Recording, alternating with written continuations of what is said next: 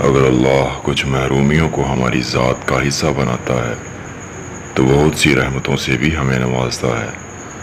اگر وہ کوئی داستان ادھوری چھوڑتا ہے تو بہت سے قصوں کو ان کے پرسکون اختتام پر بھی لاتا ہے۔ زندگی اسی کا نام ہے، کچھ مل گیا اور کسی کو کھو دیا۔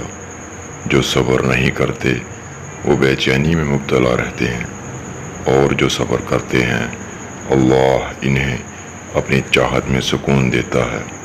تو پھر کیوں ظلم کر رہے ہو خود پر؟ اس کی چاہت کو اول رکھو گے تو وہ تمہارا ہر اختتام پرسکون بنا دے گا۔ تم واقف نہیں شاید کہ تمہارا رب سب کچھ کر سکتا ہے۔ اللہ پر بھروسہ رکھیے، صبر کیجیے اور اللہ کی طرف لوٹ آئیے۔ اللہ ہم سب کا حامی و ناصر ہو، آمین۔